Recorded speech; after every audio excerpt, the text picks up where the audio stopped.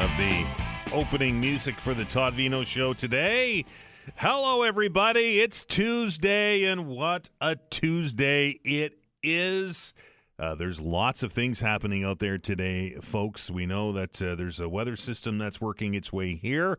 We'll get the latest on this latest bout with Mother Nature here in just a couple of minutes when we connect up with our meteorologist, Alistair Alders. But first, it's not out of the ordinary for me when I'm getting prepared for the show and watching the news and reading the papers and doing all the stuff that I do on a daily basis and to get ready for these 3 hours that we do this talk show every day. And it isn't out of the ordinary that I get a real head scratcher moment, right? Like a what?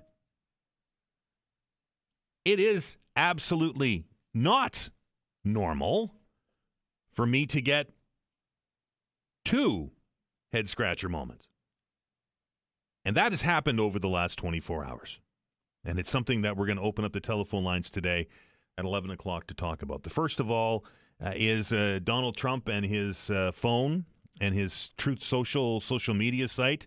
He is at it again last night, randomly picking the latest bone of contention with our country.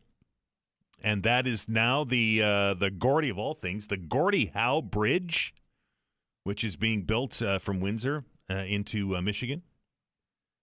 President of the United States said that he's not happy with it.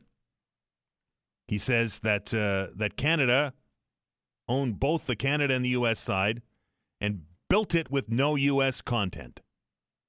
President Obama, in his words, stupidly gave them a waiver so they could get around the Buy American Act and not use any American products, including our steel, which he put a capital letter on, by the way.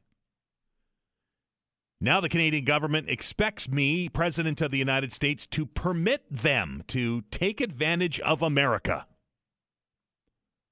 What does the United States of America get? Absolutely nothing, writes the President of the United States. Ontario, the province of, won't even put U.S. spirit, beverages, and other alcohol products on their shelves. They're absolutely prohibited from doing so. And now, on top of everything else, here's where the head scratcher comes. Prime Minister Mark Carney wants to make a deal with China, which the President of the United States says will eat Canada alive. And we'll just get the leftovers, writes Donald Trump. He says, I don't think so. The first thing, I can't even believe that this is, anyway, the first thing China will do is to terminate all ice hockey being played in Canada and permanently eliminate the Stanley Cup. That's the president's concern of a Canada-Chinese trade deal. He goes on to complain about dairy products and supply management. He says he's not going to allow the bridge to open until the United States is fully compensated for everything that we've given them, he says. Canada treats the United States with fairness and respect that we deserve. We will begin negotiations immediately, and that we want half of the asset. Does anybody truly believe that a trade deal between Canada and China is going to result in the cancellation of all ice hockey in Canada and the elimination permanently, as the president writes, of the Stanley Cup?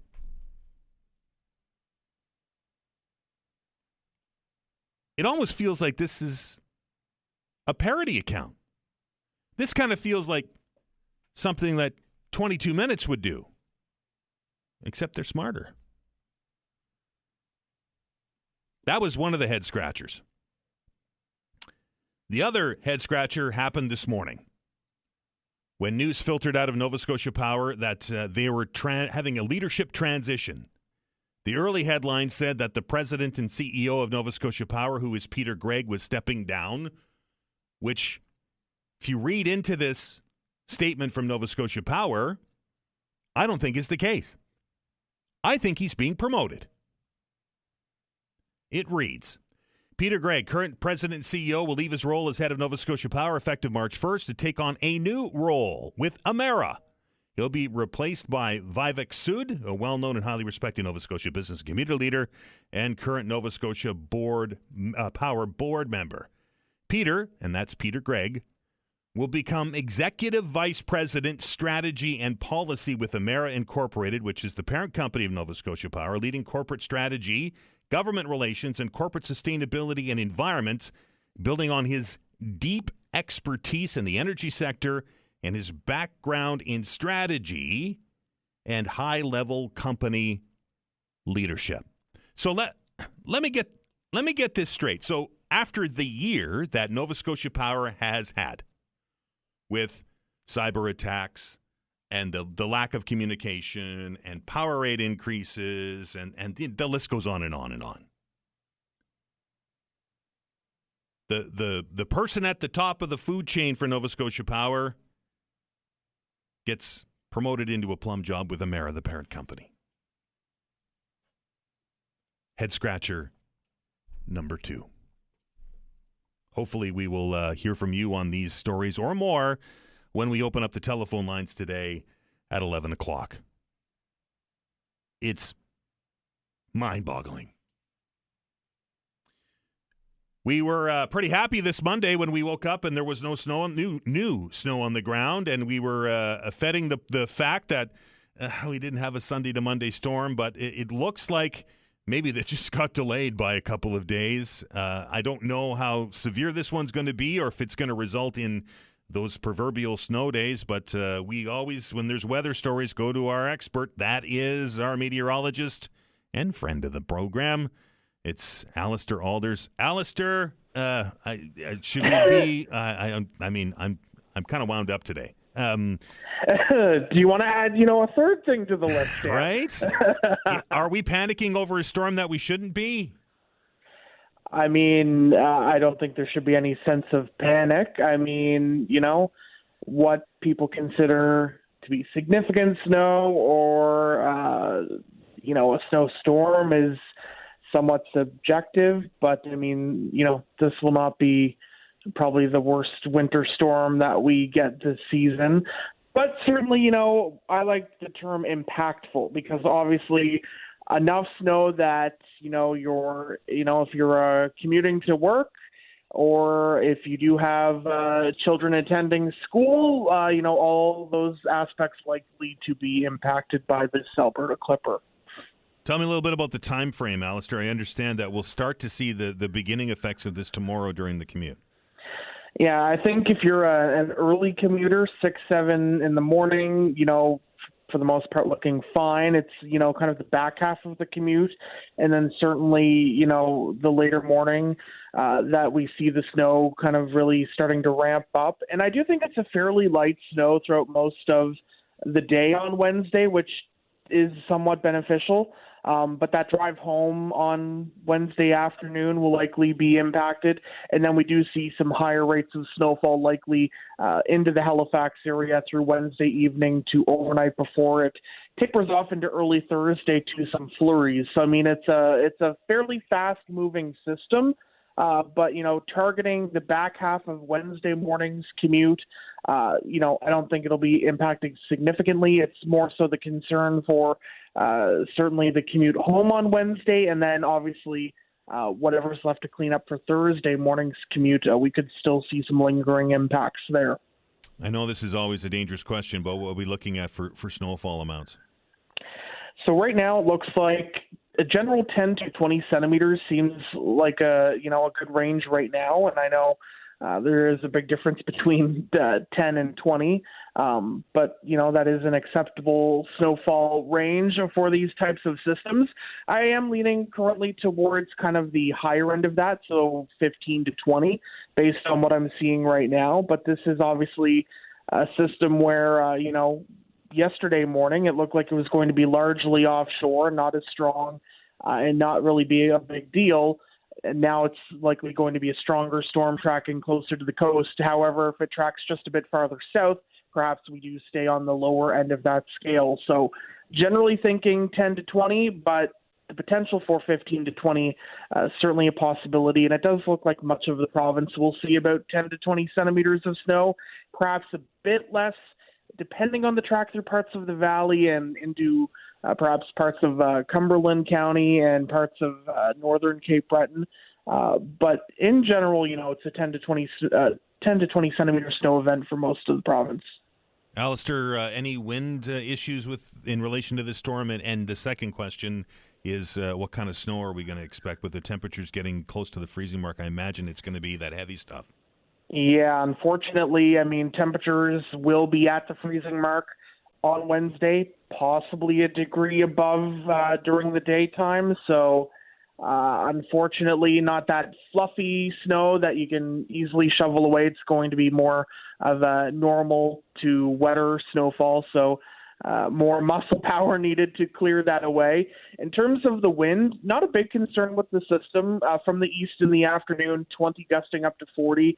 And then during the evening to overnight, we start to see, changing wind direction northeast to then northerly and northwesterly into Thursday, but winds gusting upwards of about 50 kilometers per hour. So, that's not a significant wind, but obviously enough to create some issues with visibility and obviously lead to some areas of blowing and drifting snow, although where it is likely to be of that wetter variety, harder for it to create significant blowing and drifting, but obviously certainly still the potential for that, especially through Wednesday night into early Thursday.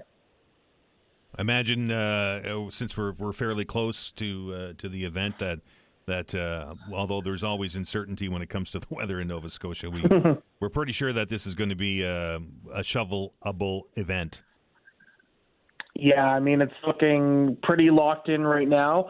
The most uncertain component is, whether we're, say, lower end of that scale, 10 to 15, or higher end of that scale, 15 to 20, and hopefully we'll see a bit more consistency in the model guidance as we go throughout the day today. There will be a few more model runs that come in, but, the timing is fairly clear, beginning during and after the commute on Wednesday, continuing throughout the day, the heaviest snow through Wednesday night, and then lingering in parts of the east on Thursday, but for us in Halifax, just some flurries. And again, that kind of 10 to 20 centimeter snowfall swath for Halifax and really much of the province. If it does linger in parts of the east, there could be some pockets upwards of 25 centimeters. The most uncertain component in terms of snowfall amounts, as I mentioned, parts of the valley and Cumberland County, where perhaps it's a 5 to 10 centimeter snowfall or an 8 to 15 snowfall, just depending on where exactly the storm tracks, which will be between the Atlantic coast and Sable Island. So that's always putting us into that ideal placement for snow with these systems. But obviously, just we'll be watching that exact track and strengthening of the system to determine where everything lines up. Thanks, Alistair. I know you're going to keep your eye on the charts and let us know if anything changes. For sure. Latest update will be during your drive home this afternoon. That is Alistair Alders, our resident meteorologist here on the Todd Veinotte Show, as we get ready, get our backs ready and our shovels ready for another storm. If your family's anything like mine, these days with the way things are happening at the grocery store, you're struggling to put protein into the freezer or into the fridge, or at least into your family's bellies, right? Because the price of proteins are expensive. We got beef and chicken and pork and the traditional means of protein. Looking at my grocery bill are the most expensive things that I buy, right? Some new research over there at Acadia University might put a specific kind of mushroom, particularly a mushroom powder, onto the menu. We're going to dig into that after the break.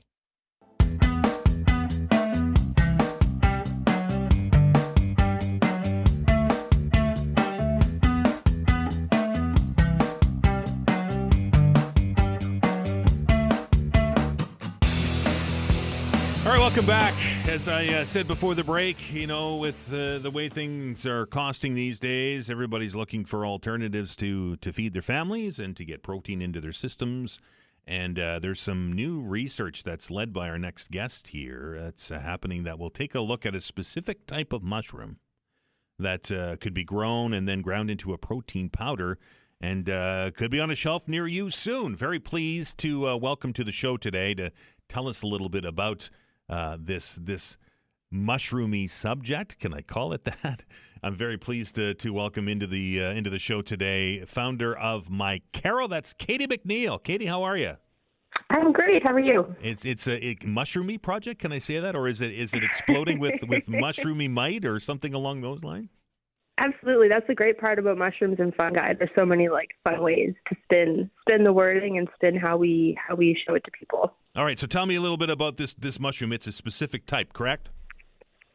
Yeah. So we're using a specific type of mushroom, but we're also using a specific type of food waste to grow it. So the combination of the mushroom that we're using and the waste that we're using is giving us this really high protein rate that we're able to leverage into a nutritional product. All right. What's the waste that you're using? So I'm not allowed to say. So at this point, it is proprietary. It's one of the parts that is unique about what we're doing. I would love to be able to share that eventually, and that's the hope, to be able, because my background's in agriculture, so I'd love to be able to show folks how this supply chain works and how we're taking, something that already exists and turning it into something with added value. So hopefully one day we can share that, but right now we can't. I guess the good news is that we're taking something that's being thrown out and repurposing it. Absolutely. Yeah. And I think that's really, really how I came to the project, and the lens that, I started to look at it through is how can we use waste? How can we add value to it and make something that is good for everybody and is what the market wants as well. Tell me a little bit about the mushroom itself. What kind of mushroom is it? How does it grow? Yeah, so we're using a very standard type of table mushroom, I guess is what you would call it. I can't give a ton of specifics on that one either, but it is one thing that we selected for the type of mushroom is that it grows a lot. So it grows very quickly. Our whole process can be done in around 10 to 14 days. So wow. It really gets moving once it gets growing. And that was one of the attributes that we really, really wanted to look at for it was, how much does it grow and how quickly can it get it done? Are mushrooms typically high in protein, or is this combination the result of that? Yeah, so mushrooms themselves, so the mushrooms that we would see at the grocery store would be the fruiting body of the mushroom.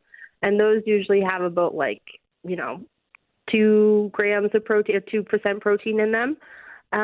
What we're doing is we're using the root of the mushroom. So We're taking the part of the mushroom that usually grows underground, so you don't usually see it.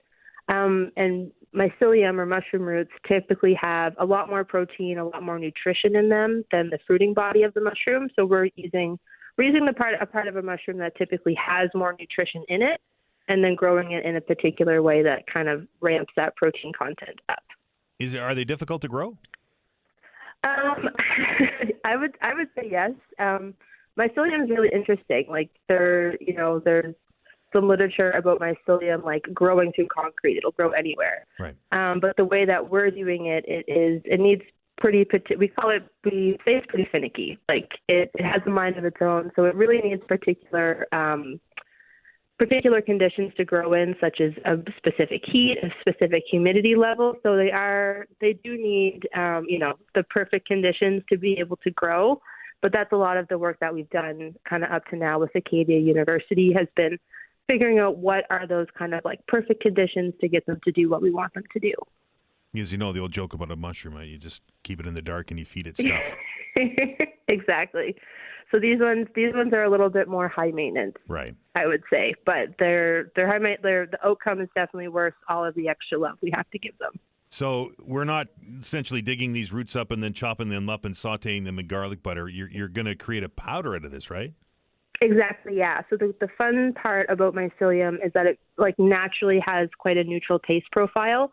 So we don't let it get to kind of that fruiting body part that would give you that, mushrooms are very much, known for their flavor, but the roots not so much.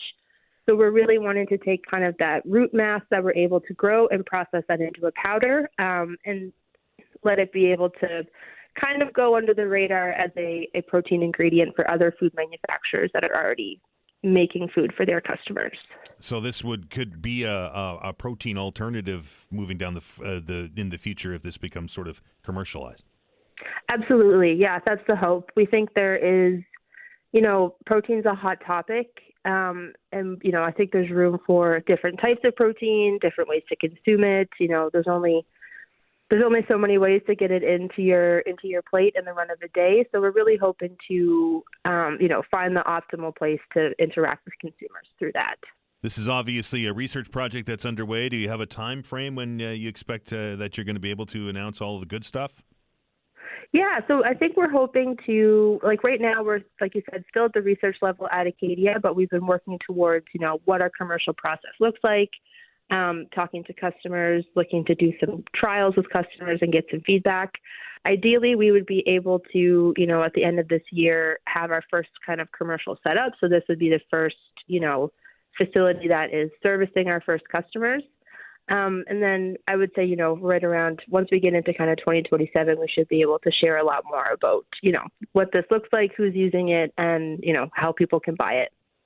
Keep us in the loop, Katie. Yeah, absolutely. Thank you so much for having me on. That is Katie McNeill, the founder of Mycaro is the company, and working in conjunction with Acadia University on this. Seems like a fairly secret project as they obviously are in the early stages of it, and it could be an alternative for us to get protein into our diet in a world where protein is certainly difficult, as she said, to get onto the plate. I know that, and I'm sure that many of you are in the same boat that I am, that the traditional methods are becoming more and more expensive each and every day. And it seems that protein is the flavor of the week now. Everything's got protein added to it, right? So this would be another alternative for that. We're going to stick to the agriculture world a little bit here. After the break, we're going to get an update from the newsroom on the latest of what's going on and the latest that has been happening over in Italy. Another silver medal today for Team Canada. So congratulations to those folks on the ice that won that. The big hockey game goes tonight, right? At least the preliminary round hockey game goes tonight. Team Canada facing Team USA in women's hockey. Team Canada dealt I'm going to call it a significant blow yesterday, and that was the loss of their captain. And that was Marie-Philippe Poulin, who went down yesterday to injury. We don't know the extent. We don't know how bad it is. We don't know if she's going to lace them up tonight or if this is a bit of a more serious injury. From what I understand and from reading and listening to the commentators last night, she is a tough cookie. And staying on the ice as long as she did was abnormal for her. She did come back out and tried to skate and just couldn't put any weight on that leg. So we will, if we get any new information on her, we will pass it along. And I know many of you are interested in that rivalry game that will happen later today at the Olympics. And that is, of course, Canada versus the United States in women's hockey. When we come back, new government programming aimed to give a shot into the arm of Nova Scotia's agriculture industry. A conversation with the president of the Nova Scotia Federation of Agriculture, Alicia King, will be here right after the update.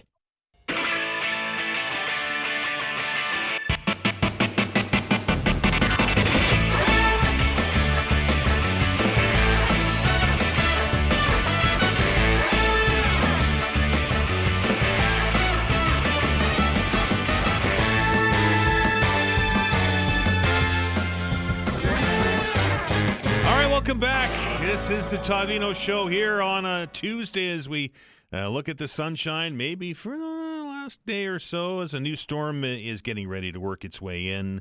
And we know that we complain about the shoveling. We know that we complain about the impedance to our daily routines that snowstorms bring. But let's not forget that snow has water in it, right? And snow will melt eventually, at least we hope.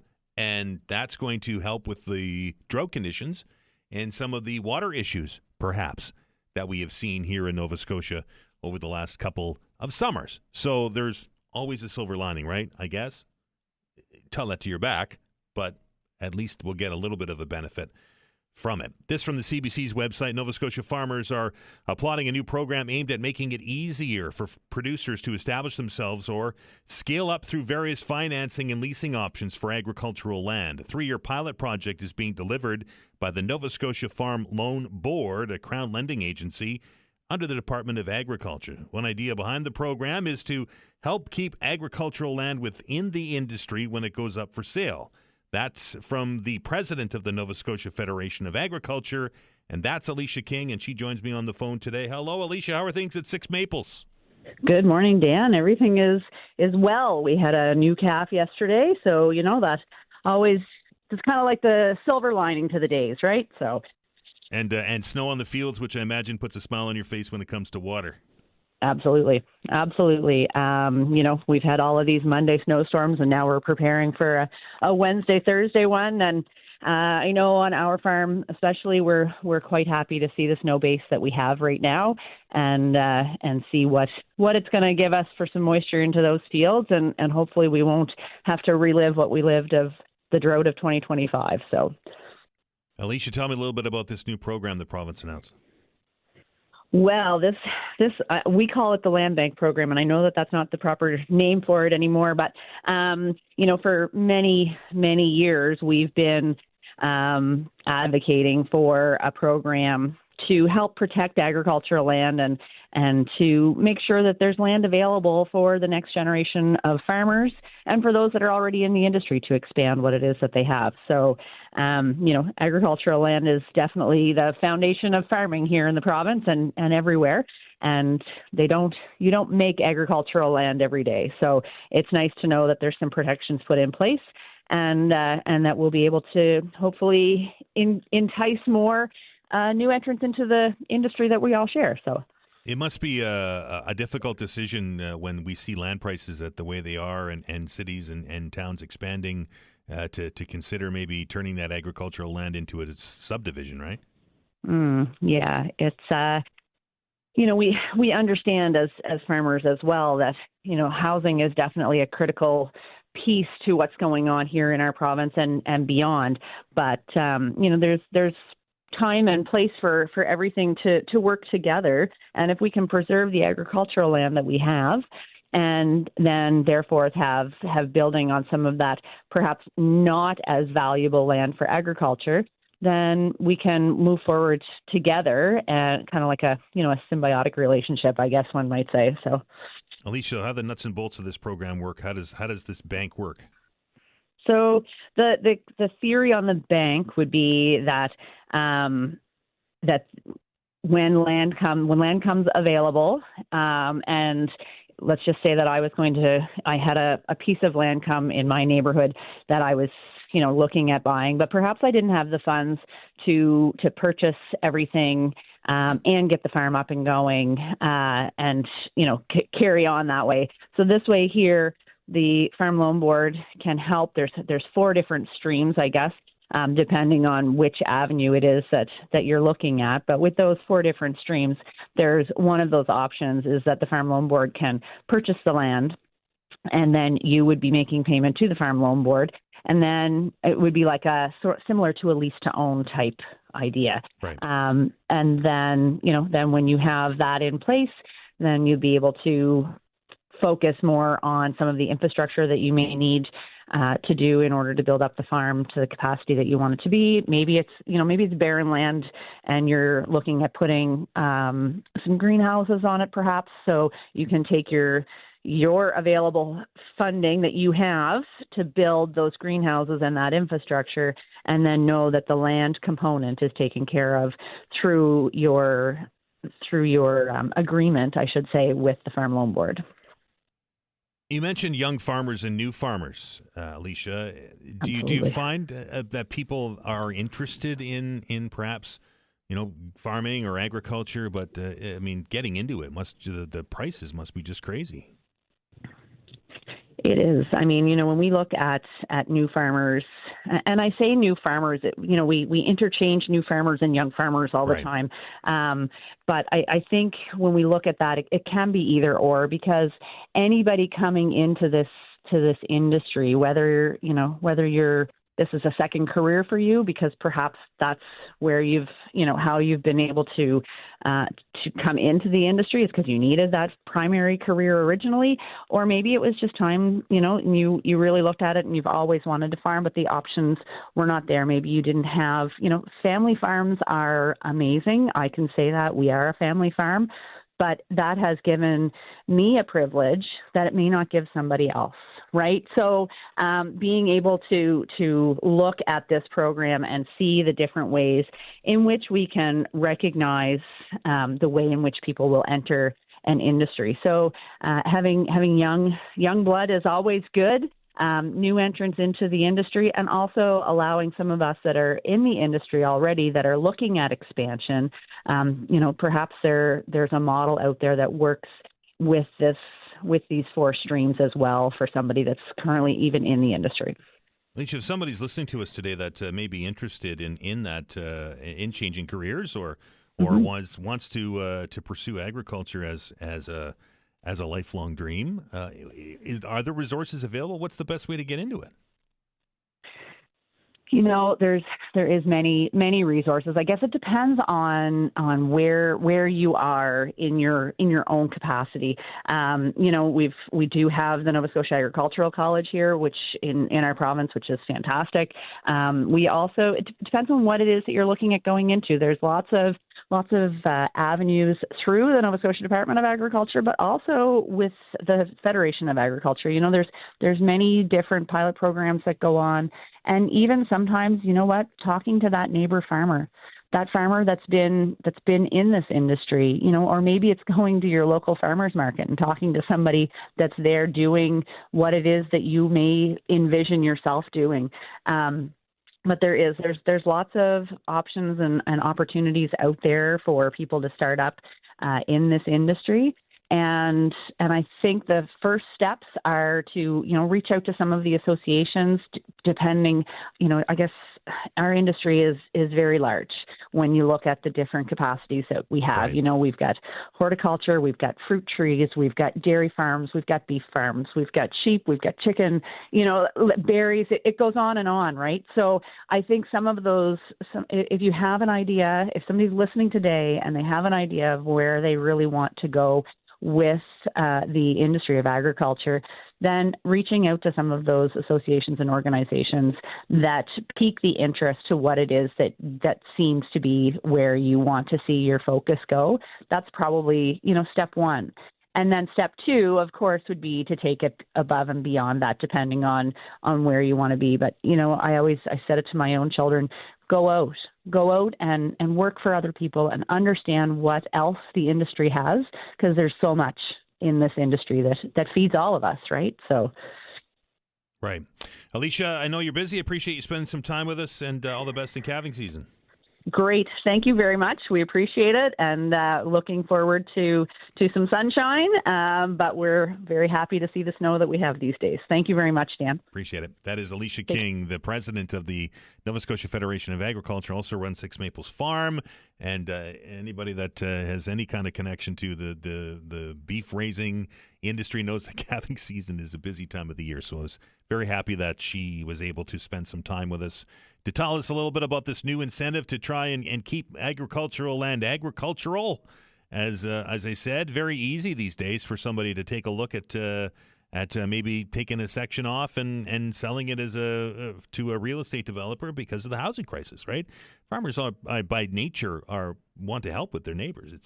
That's how they function. But when we lose agriculture land to development, it's gone forever, and we just don't ever have that. And as Alicia said at the end of the interview, they feed everybody. So the less agricultural land that we have, the capacity to feed Nova Scotians and Canadians by extension disappears.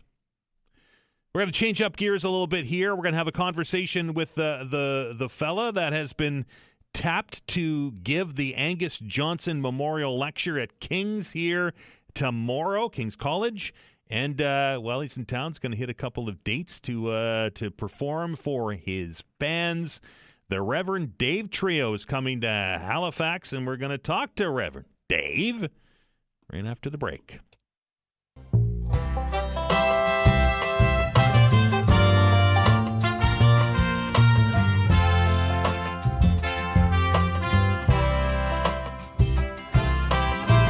back. As you well know, if you've been listening to the show for any length of time, we like to put a spotlight on Atlantic Canadian artists as they apply their trade, so to speak, around our area and in Nova Scotia and right across Atlantic Canada.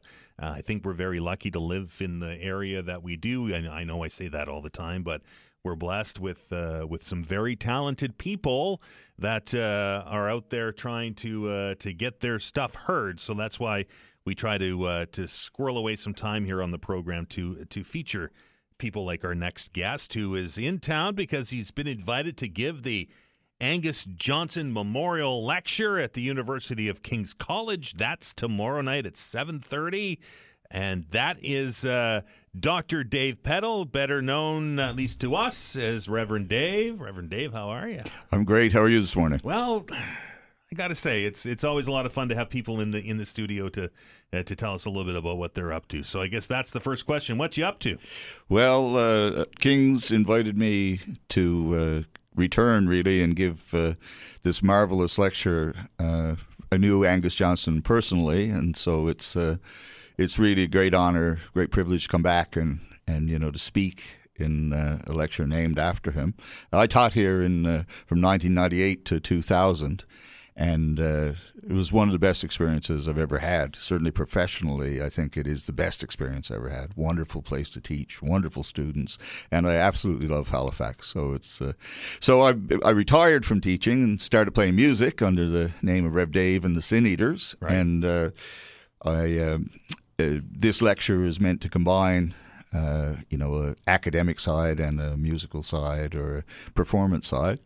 And so Neil Robertson invited me to give this lecture, and I brought a portion of my band up for the trio part of it. So right. We have Rev Dave and the Sin Eaters, which is a 6-piece now, but the Rev Dave Trio, of course, has three, which is Andrea Monroe and Doug Randall joining me. Rev Dave, tell me a little bit about that transition from a daily job of lecturing students at King's College, and then you retire, and then you decide to hit the road with your band. What was that change like? Yeah, it was wild. I went from King's to Memorial University in Newfoundland, where I spent 20 years. Right. And the transition is wild. At first, transitioning into retirement is like, well, who am I? What am I? What am I going to do? Right. But I was intentional about it. I wanted to start playing music, and still quite naive, really, about what that meant in the music industry. I had decided at a point when I was about 25 years old that I would pursue philosophy and go an academic route instead of a musical route. I never regretted that. That was a cool thing to do. But now playing music is this other part of what I do. I've written a lot of tunes, and I love turning them into albums and collaborating with the wonderful folks I get to collaborate. So it's been a really interesting change of pace, and it's very exciting. It's a grind, though, right? It really is. The people that sit in that chair, and I ask this question of them all, is in 2026, with streaming and all the stuff that's going on in the world, it really is a grind to get your music out there. It is. I mean, Plato in the Republic makes a distinction between making money and being a doctor, and there's a distinction between being a musician and making money. There's no question. Yeah, for sure. Yeah. Tell me, you've been around Atlantic Canada, right? You're from Newfoundland, and we were chatting before we came on the air, Rev Dave, and it's Halifax in particular, and I know St. John's is much the same.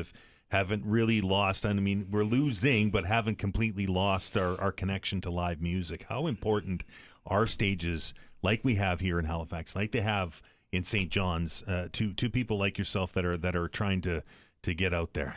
It's crucial. I mean, it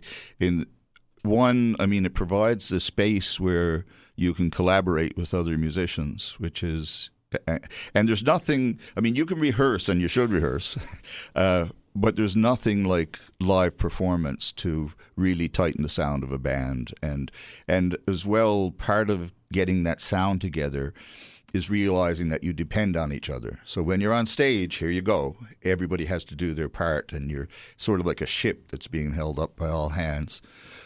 Also, I mean, it provides, you know, some money for people to continue to make music, to create, to make albums, which is my goal in making music. Like, I really want to turn the songs and the concepts into live albums or albums. And also it's just great. You can build an audience, of course, and building that audience really encourages you to make more music. So it really does help, right? And of course it's great in other ways for tourism and so on. So yeah. And I think it really is it just is. It's one of those binding moments for, at least for Maritimers, for Atlantic Canadians, that we know we all kind of differ on opinions on things of the day, but when it comes to good music, you know, Maritimers and Atlantic Canadians really get that. It is a real community building kind of activity, and everybody takes part in the spirit of the music. You know, everyone is sort of, as you say, lifted up out of their everyday concerns. And whether it's just cool riffs or, you know, poetic reflections or whatever, it's just that sense of being together, enjoying and experiencing something unique and professional is a wonderful thing. You are in town, as I mentioned, for the Angus Johnson lecture this week. You also have a couple of dates here as well for people to get out and enjoy your trio. Tell me a little bit about those. Well, we are playing at University of King's College after I give a lecture on February 11th at the KTS Lecture Hall in the second floor of King's. Right. And so first there's a lecture of, you know, say 40 minutes, and then a performance of about an hour. The door 7:30. Doors open at 7, but we'll start at 7:30. Then the next night, when we were planning on coming, our banjo player and co-vocalist Andrea Monroe said, "Oh my God, I love the Trident Cafe." Yeah. And so I said, "Heck!" I called him and said, "How would you like to have for us to have a gig there?" And sure. So on Thursday at 6:30 to 8:30, we're playing at the Trident Cafe. And on Friday, we have a really interesting setup. Our radio promoter, John Dunham, put us in touch with Greg Carroll, who's just releasing a new album, Writing on the Wall. And so he put me in contact with Greg, and Greg very generously is going to open up for us on Friday at the Wardroom, and is loaning us his bass player and drummer, Leor Weinstein and Ty McEachern. And so that will give us the Rev Dave and the Sin Eaters vibe, right, in addition to the trio gigs earlier in the week. So and we're really looking forward to that. The Wardroom on Friday night could be a lot of fun. I think that'll be a blast, yeah. And I mean, Greg is a fantastic songwriter, and that album is well worth hearing. So I hope people get a chance to listen to it. Rev Dave, appreciate you spending some time with us today. All the best with the lecture, and all the best with the gigs, and all the best in the future, sir. Hey, thanks a million. It's been a blast. Appreciate it. Rev Dave, better known as Dr. Dave Peddle, and he is here to give that lecture and to ply his trade in the area over the next couple of days. We're going to stop, boy. There's not a shortage of things to talk about on the open hour today. Let's take that break for the news update, and we'll get right to it on the other side.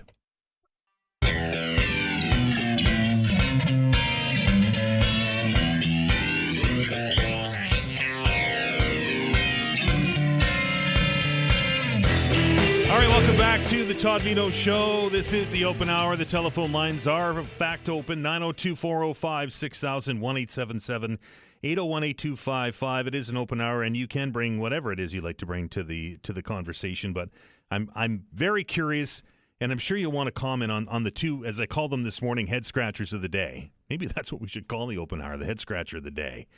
You saw last night, no doubt, the President of the United States, Donald Trump, back onto his phone. It seems that these truths, I don't even want to call it a truth, but these social media posts come out late in the day. Is it that he just runs out of things to do and suddenly reads a story or sees a headline and goes off? Because this one, folks, came right out of right out of left field last night. And if you haven't been caught up as to what I'm talking about, the President of the United States last night on his social media platform said that he is going to block the completion of the bridge that stretches between Windsor and Michigan. I think it's the Gordie Howe Bridge. It's under construction right now. This is what the president said. Canada's building a massive bridge between Ontario and Michigan. They own both the Canada and the U.S. side, and of course built it with virtually no U.S. content.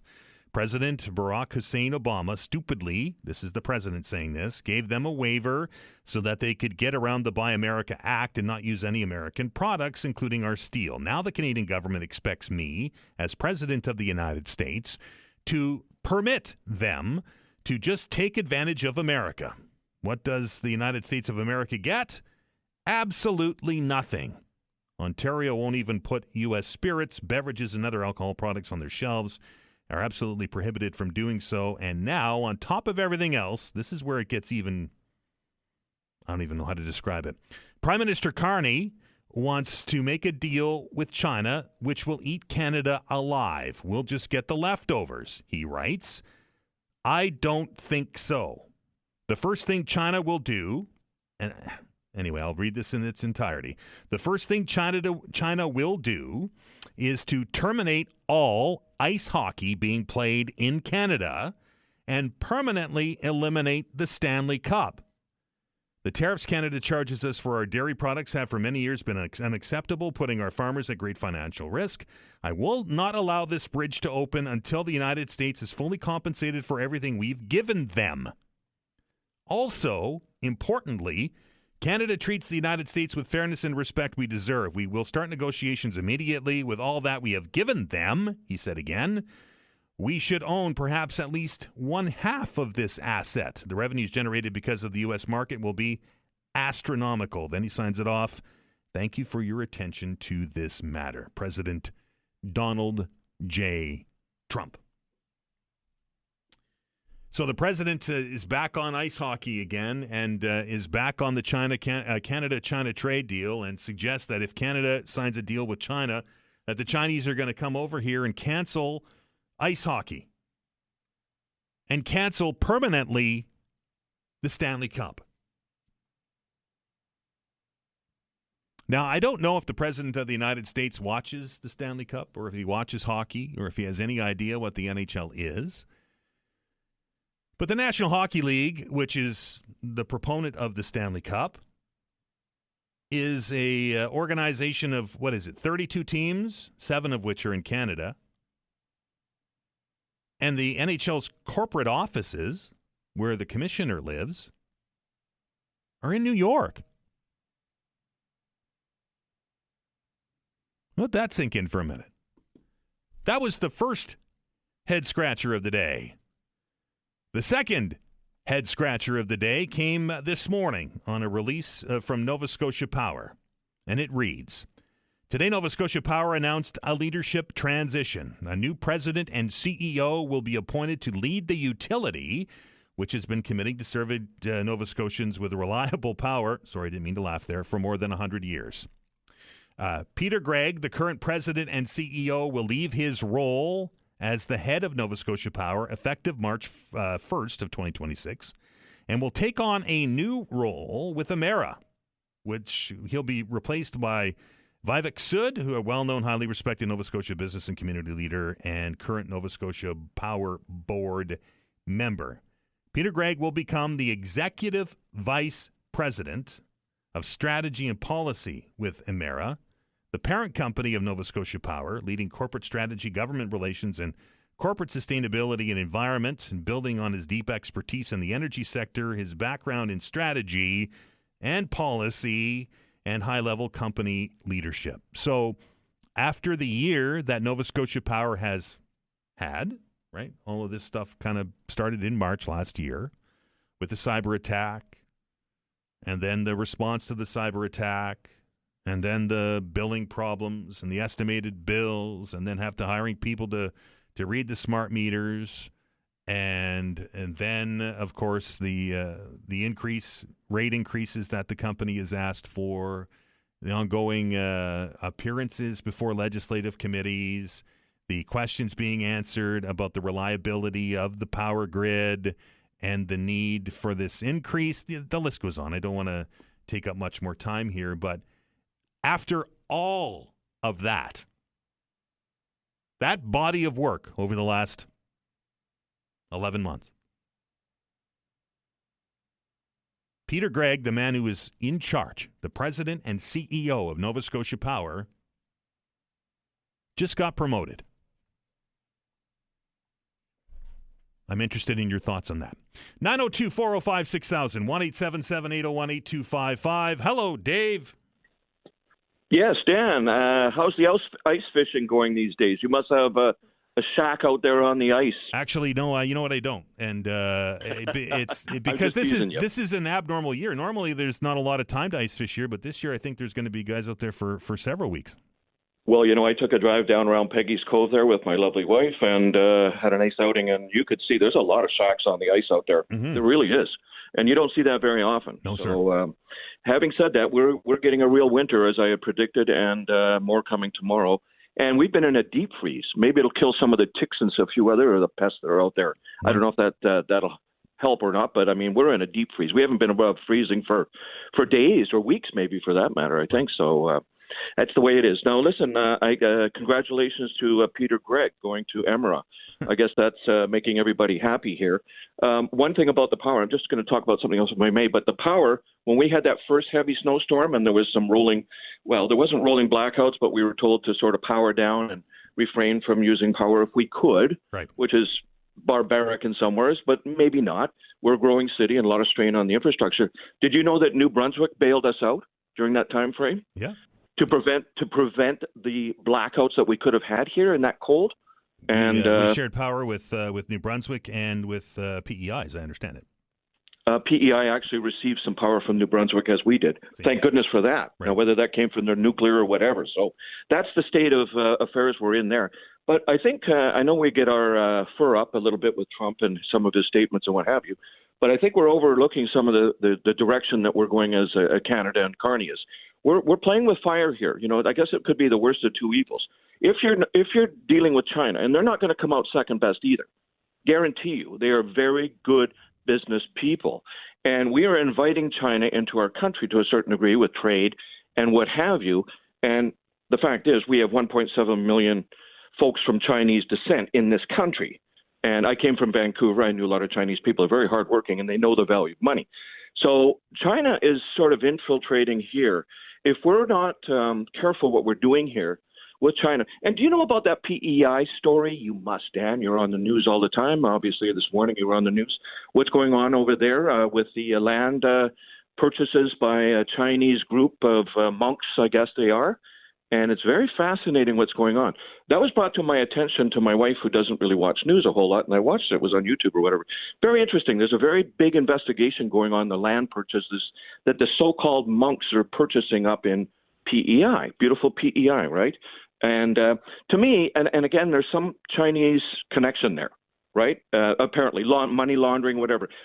These are allegations. I don't want to get into that too deeply. But if that's the case, to the point where they're asking the feds to come in and investigate that, they got their foot in the ground over in PEI and whatever. It may seem silly, but we've seen China's influence in our elections. We've seen that. We've heard that. Canada Spy Agency, whatever that is, Dan, has said that they have interfered with our last two elections, China. So, Mark Carney better be careful who he's playing with here, and I hope he's a smart enough man to realize that. Perhaps maybe we could deal with India a little bit more there's a country that is rapidly growing. We have a lot of their folks here working and what have you. Didn't they also have somebody hit in BC, the Indian government? Well, that they did. That's right. So that could be construed as interference, and having White House officials meeting with separatist movements in Alberta can be construed as interference too, can it not? Well, I don't call the one in BC was a political move. If you've done your homework and read the story, it's actually a religious thing. And because that happened between two religions Dave, here... the President of the United States says that the Chinese are going to come here and cancel hockey. How ridiculous is that? Well, you're suckered into watching and listening to some of that stuff. Yes, it's stupid. Suckered in? He said it, Dave. It was on his tweet. That. So why would you be on his Truth Social? Does that bother you? I mean, because it's been reported around the world that he said that. That on Truth Social. Correct? That's the way he communicates. And what I'm saying is that's fine. You can go about that the way you want and think of it. And by the way, the Stanley Cup hasn't been in our country since 1993. Sadly, it has not. It's been in the United States. But right? if the president is correct, it's going to get canceled outright. So we don't need to worry about the cup anymore. Like, it's ridiculous, Dave. The guy is ridiculous. But we're ridiculous taking it in. But on the other hand, Dave, I will say, I will. Dave, he's the leader of the biggest economy in the world. Period. And his economy is doing quite well, isn't it? Look at the inflation down there is way below ours. So it's okay to just put out asinine, ridiculous statements and say, "Well, no, don't worry about that. He's just kidding, Dan." Come on, Dave. Shake your head. I didn't vote him in. All right, man. I'm up against the break. Have a good one. Well, enjoy Truth Social, Dan. Cheers. Bye. 902-405-6000, 1-877-801-8255. Wow. We're back after the break.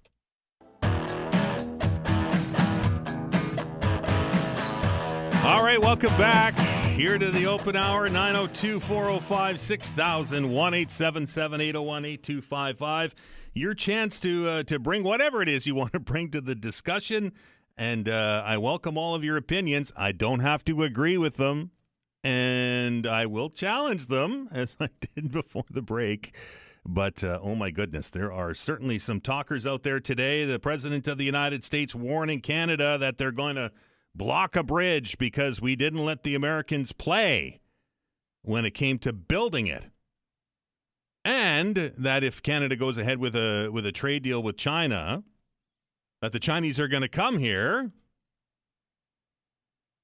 and they're going to cancel ice hockey and permanently eliminate the Stanley Cup. I'm not even making it up, folks. That came right from the communications device of the President of the United States. I said it at the beginning of the show. It's almost like this is a parody account or that he's been hacked. But the really scary part is he hasn't been. 902-405-6000, 1-877-801-8255. Hello, James. Good morning. Isn't this a fun topic? And yes, your previous caller was out there, but that's none of my business. Right. So, Trump, by the way, I don't know if you had the benefit of hearing your station's 11 o'clock news broadcast, but the Prime Minister spoke with President Trump mano a mano this morning by telephone. And I'm reading from your station's website. Carney says he explained to Trump that Canada paid for the bridge, that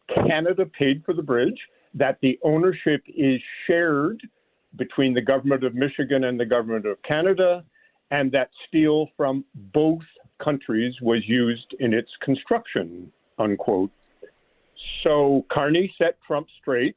Trump, of course, will never acknowledge or back down, but I'm glad the Prime Minister took the opportunity to get the facts on the table, and there, of course, now it's the top story on every news site in Canada. But I guess I have a sort of semi-serious suggestion to make. Maybe get a psychotherapist on your show sometime to analyze the president based on his posts on quote-unquote Truth Social. Because is it narcissistic personality disorder? Is it cognitive decline? Is it X, Y, Z? I mean, it's mostly just a spectator sport. On the other hand, as you just said, he is indeed the, quote, most powerful person in the world. So it is of some significance, even though it seems like a bad joke. Well, anyway, it is. Appreciate it, James. Have a good one. Yeah, thank you. You know, and I've got a couple of people say, well, if you don't like Truth Social, then don't read it. Well, it's the way that the President of the United States communicates, right? He doesn't put out a press release, or he doesn't have a press conference, or so on.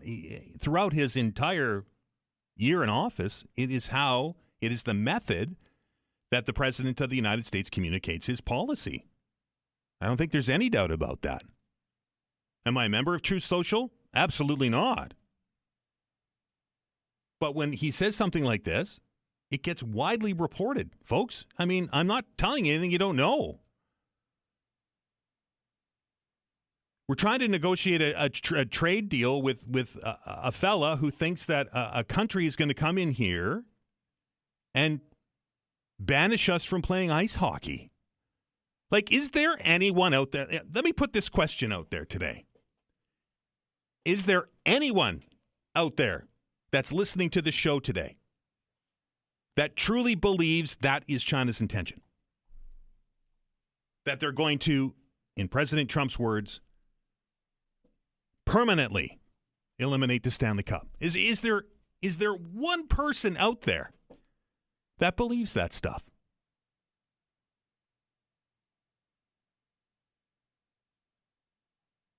This appears like this, listening to what our last caller told us and reading the quotes from the Prime Minister with regards to this bridge, it appears this is going to be another one of those President Trump decisions that he backs out of, right?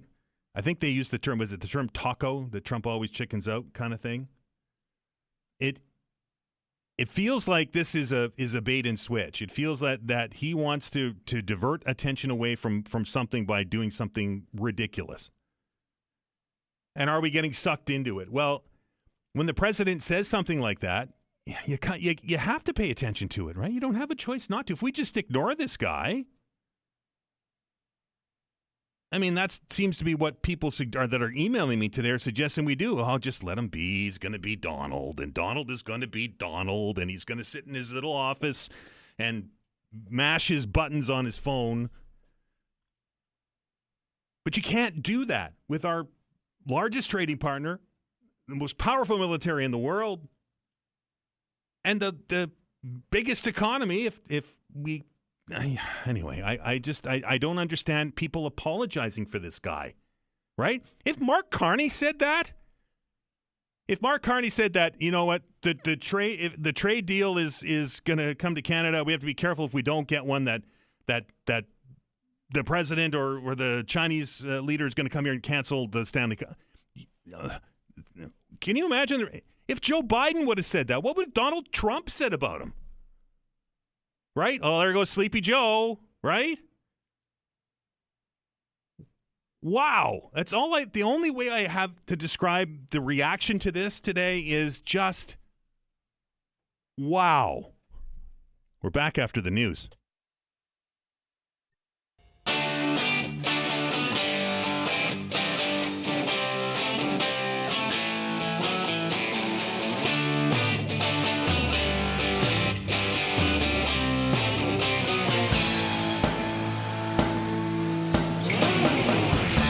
Welcome back as we roll along here in the open hour. Lots of emails, lots of phone calls, and the unfortunate part is that that Donald Trump is dominating the headlines again when there are other things that we should be talking about. But so be it the case. Email says, "Hey Dan, I have to agree with Dave." Dave is our first caller. It says, "If you just stay off Truth Social, you won't even know this stuff is happening. I don't have it, and I wouldn't have known about a silly tweet if it wasn't for your show. You can't take things like that serious. If you just stop for a minute to think of the logistics of eliminating hockey, you know it's not to be taken seriously. You're overacting a little here, bud. The bigger worry is that he said China will eat us alive, and that will be left is the scraps. That's implying the United States wants the main course." And then in brackets he writes, Canada. 902-405-6000, 1-877-801-8255. So we just bury our head in the sand and we just stop listening to him. Let Donald be Donald. It certainly would be easier on my blood pressure. Hello, Doug. I was ready to say, Dan, man, you got to have to cool her out a bit. Yeah, because, I mean, that's what he does, right? I mean, I think when he actually said this on TV, he was on heading to Greenland on the Air Force One, that that the Greenlanders had upgraded their security by one dog sled. I mean, that's the stuff he comes up with. And he knows hockey, or Canada's all about hockey. Anyway, the reason why I'm calling is the Yarmouth Ferry. I mean, the only thing Canadian about that ferry, as far as I know, is Canadian dollars are funded. We pay for the construction of the ferry terminal down there. Right. We're paying for the customs guys down there. That whole ship is run by Americans. I don't believe there's any Canadians on board that boat. And all the currency is U.S. dollars on that boat. And I don't know. Maybe you know, or somebody out there may know. When Carney made the reductions in the ferries and the bridge going to PEI, cut them in half or whatever it was that boat part of it? I don't think it was. I don't think it was either. And I think it's time for us to put our elbows up and shut that damn thing down. If he continues like it is, it just doesn't make any sense to me. What do you think? Well, it certainly has lost money. It certainly has cost the Nova Scotia taxpayer an awful lot of money in the tens of millions a year, and we continually hear about the benefits of the return trips. But if we're going to take a look at all of our relationship with the United States, then let's say, hey, he's complaining about 50-50 ownership of the bridge. How about 50-50 ownership of the ferry? Yeah, exactly. Right? Yeah, 100%. I agree with you. All right, Doug. Thanks, man. You take a chill pill there, buddy.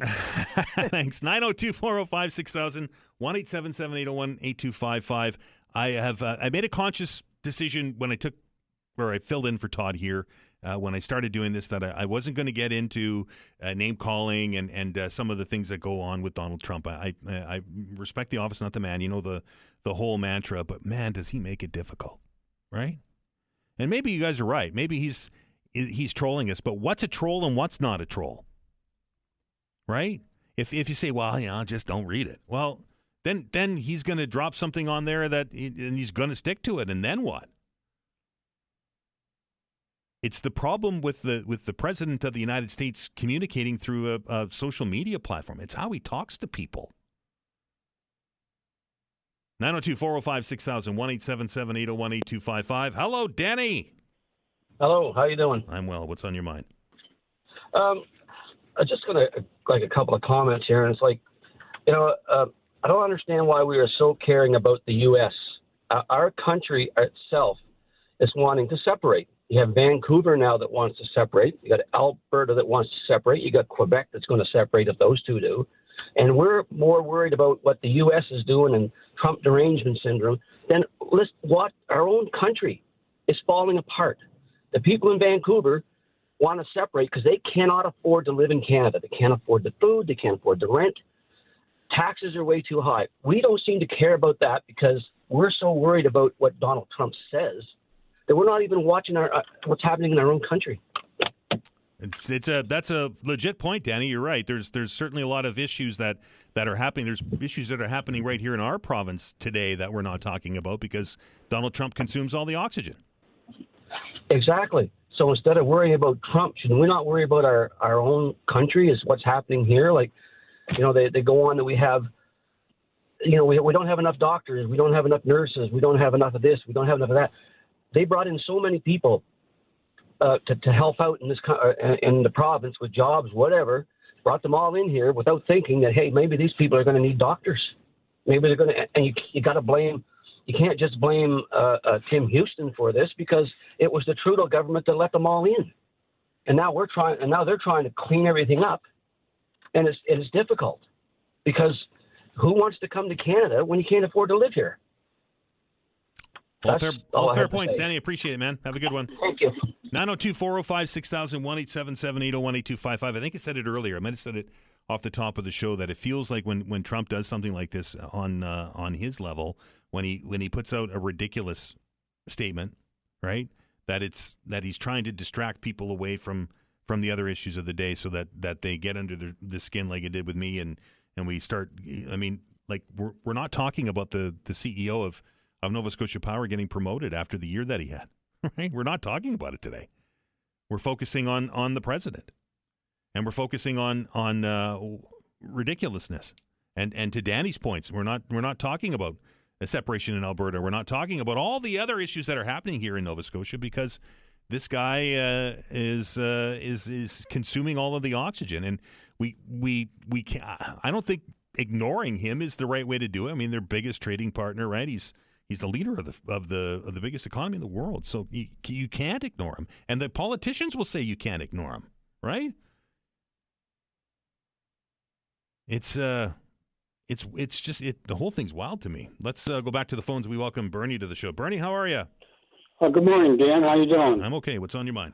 It's a bit of a side issue up there as far as Donald Trump's going as his treatment of Cuba, but blocking the oil and the energy from going into Cuba and food and medicines and everything. 60 years or 70 years now they had a blockade on Cuba. There's a lot of Canadians who are down to Cuba for vacations and everything, and now they're down there and they're saying there's not enough fuel to fuel up the planes or jet them back and all this and everything. So all these people, all these concerns about Canada, you take a small country like Cuba that's been in poverty for about 50 or 60 years because of the blockade of the American government, and now Trump has cut off all energy supplies to Cuba. What kind of man is he anyway? What's his end game, and where's he want everything to go to? You're talking about Canada, about the separation in Canada, the problems in Canada with Quebec and with Alberta. In Alberta, all you got there, you got about 40% of disgruntled Tories that want to go to Texas and wear cowboy hats and be like the Americans. And that's what's causing the big foment in that country. The majority of people in Canada are peaceful, loving people and just want to get along and make a living and do good in the world. You got a man like this comes along, Trump, and he upsets the whole apple cart. He doesn't think from reasoning out things practically or anything like that. He'll say things and make bombastic statements, and the whole world got to listen to him. So I just say, when you think you get all your problems, think of Cuba and what they've done to them for 60 or 70 years, and you'll see that we're not all wrong in our interpretations of where Trump is coming from. Thanks, Bernie. Okay, bye. The Cuba situation is changing almost by the hour here. On the way into work this morning, I heard on the news that all of the major airlines now from Canada are canceling flights into Cuba, and I've heard stories on the ground, read in some of the media that there's the lack of people in the resorts. They're shuttling people from resort to resort to get people to one place because of this gas issue that is happening with the United States. I know that Cuba is a very popular destination for people here in the Maritimes to travel south of the border. March break is coming up, and I wonder if there's any of you out there that are or have had your Cuba plans canceled because of this oil. I don't know if is it an embargo? Can we call it that? Anyway, Air Canada, WestJet, I think, and others have said that they're going to stop flying there, and they're going to try to do their best to get people that are there out, but they can't refuel their jets. So it's going to get even tougher times in Cuba before they get any better. That is for sure. We're going to take a break. Open Hour continues on the other side. You're listening to The Veinotte Show. I'm Dan Alstrand. We're back in minutes. Welcome back to the Todd Veinotte Show. Open Hour continues. The telephone number is 902-405-6000, 1-877-801-8255. We welcome Kay to the show. Kay, how are you?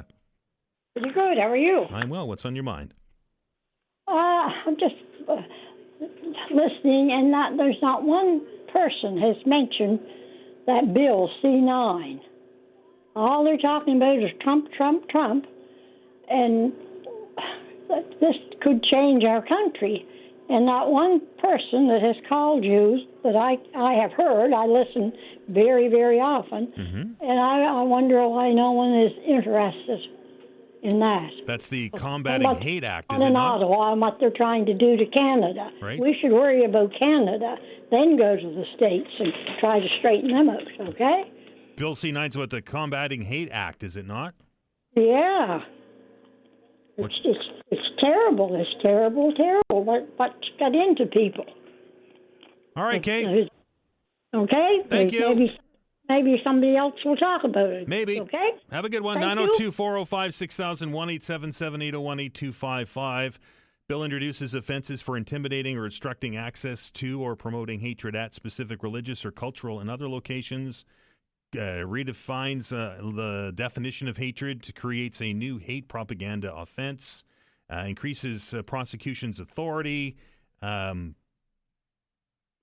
the public display of specific hate or terrorist symbols intended to promote that are intended to promote hatred, and has passed second reading and is under consideration now by the Standing Committee on Justice and Human Rights. Obviously, lots of other detail in that bill, but that's the Cole's notes on what C9 is that Kay was talking about. Back to the phones. We welcome Mike to the show. Mike, how are you? Good, Dan. How are you this morning? I'm okay. What's on your mind? Great. I'll keep this brief. I won't elaborate too much of what's happening with Trump's actions, recent actions, referencing now with the bridge.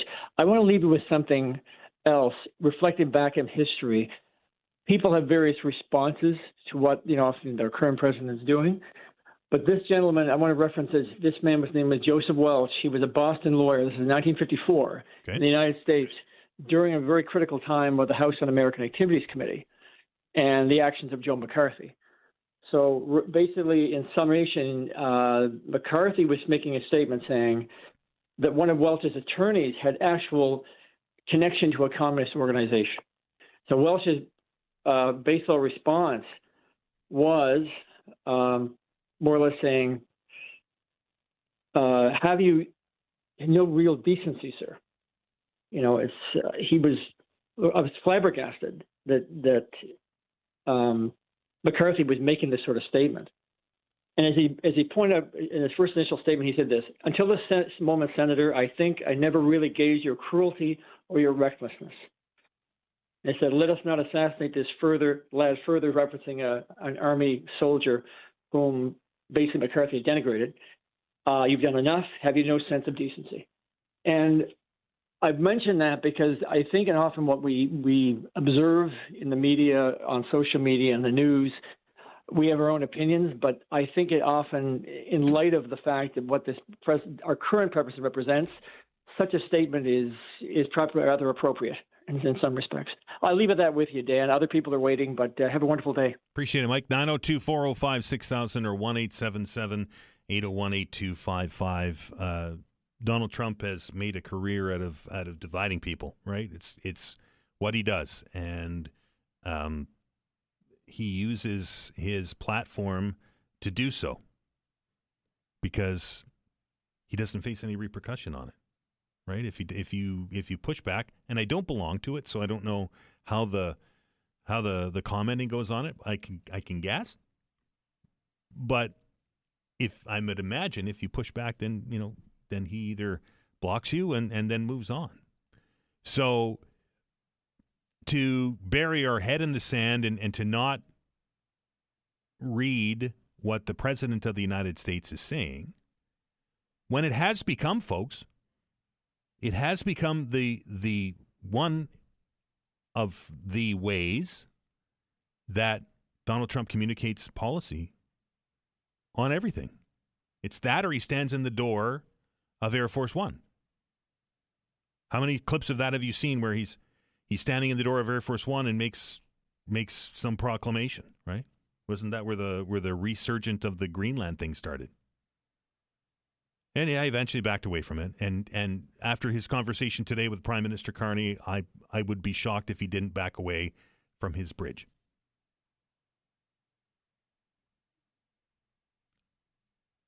But that being said, the notion that you just have to, well, that's just Donald being Donald. I think it's all part of a process to just numb us to what he says, and then he's going to see something that's legit, and nobody's going to pay attention to it, and it's going to happen, and he's going to say, "Well, I told you." It's wild. We're talking about Peter Gregg today. Peter Gregg is the soon-to-be the former CEO and president of Nova Scotia Power, who will be leaving that post on the 1st of March and will be elevated into the parent company that is Emera to take over an executive vice president role.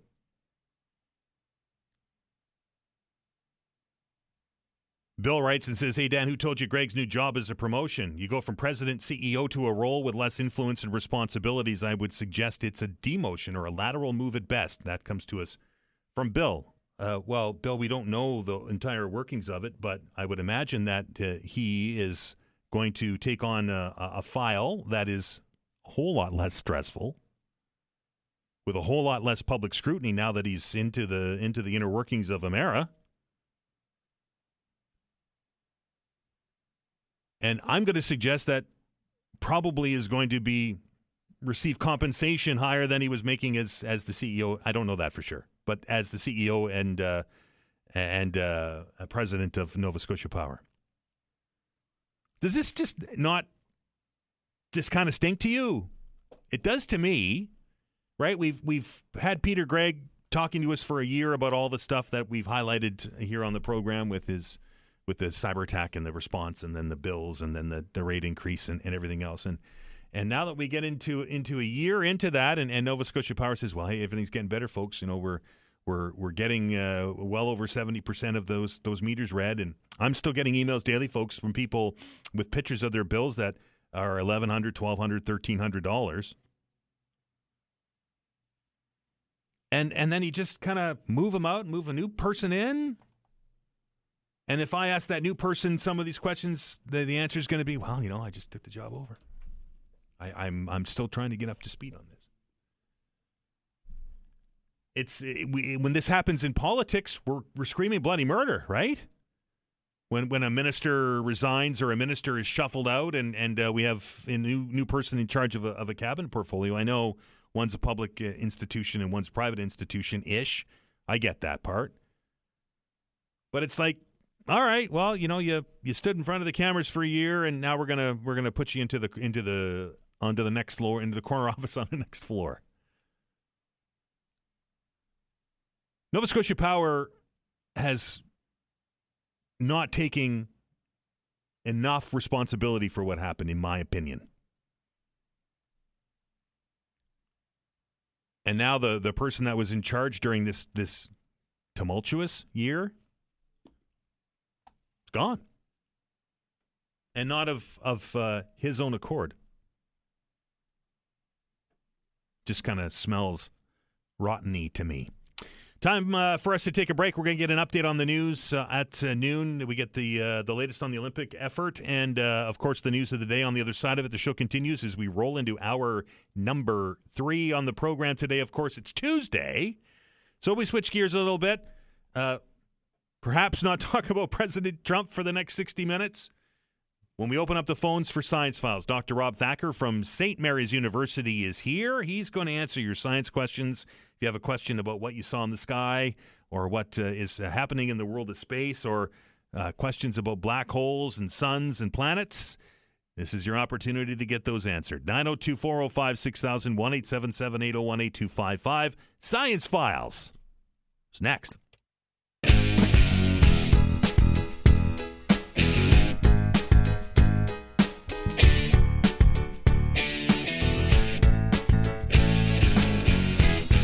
All right, welcome back. It's time for Science Files. Telephone lines are open, folks. 902-405-6000, 1-877-801-8255. I was watching Olympic coverage yesterday, and I was watching the men's normal hill ski jump event, which involves putting on a pair of really big and wide cross-country skis. I know they're not.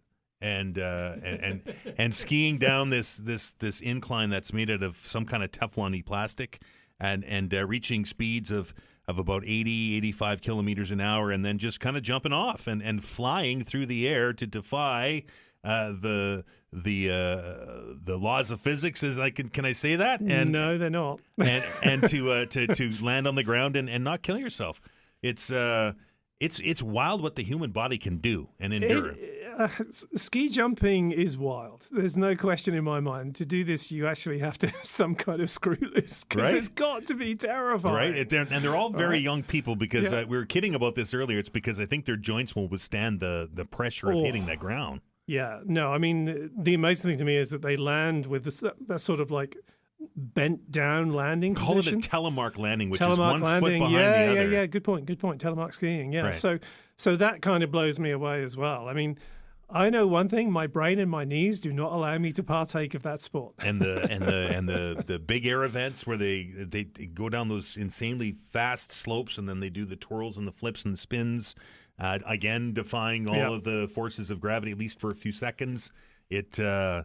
Wow. See, when you brought up ski jumping, I thought you were going to bring up the controversy story. Uh-oh. Did you hear that one? What's the controversy, You didn't hear Rob? that one? No. Well, it's a bit sort of like close to the bone. Okay. But because the amount of surface area you have in a suit. Right. They're inspecting them really close. Yeah. And so there was literally talk that people were having their packages injected. Right. So they could increase the overall surface area of the suit. Because they actually went into detail on it yesterday, not into that part, but into the pre-jump inspection where they literally strip the athletes right down to their underwear. Yep. And then they build the suit because it has tolerances. Because when I first saw it, when I saw they do the V with the skis and they get their body really big, it kind of reminded me of a flying squirrel, right? Where the flying squirrel is equipped with you're trying to create as much lift as you can, right? Basically. Because it's you're traveling at such a speed, and we know the forces of the dynamic forces, right? There's lift and drag and. But the longer and bigger surface area, it's like a wing of an airplane. You get more lift, right? Yep, that's exactly it. And so I mean, I think this was literally some athlete said it to a journalist, and then it got blown up, and it was just a bit of a hoax. But anyway, it got onto the BBC anyway. Right. Yeah. So anyway, the Olympics is always a study of physics, right? And people watch it.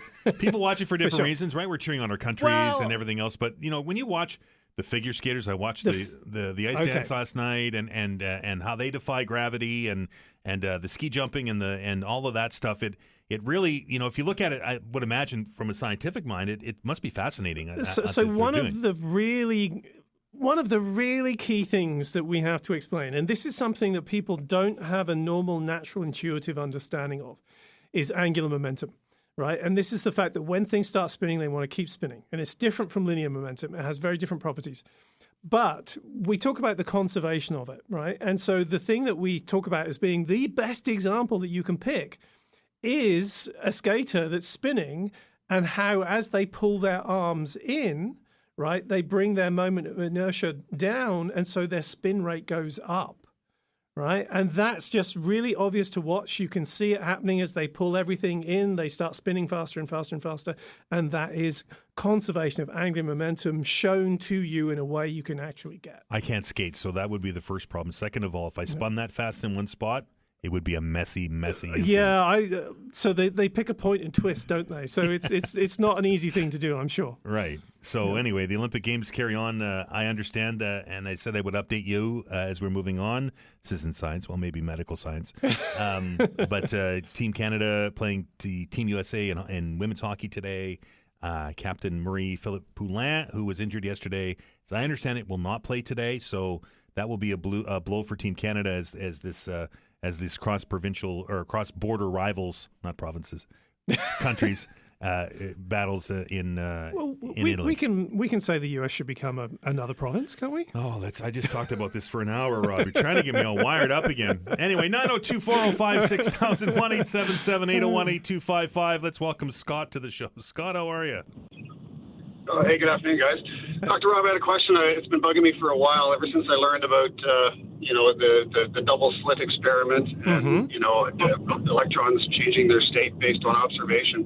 Here's the one thing I can't figure out about that is how do scientists know they changed their state if they're not being observed? Okay. So this is a problem with how it's explained, right? They're not really changing their state.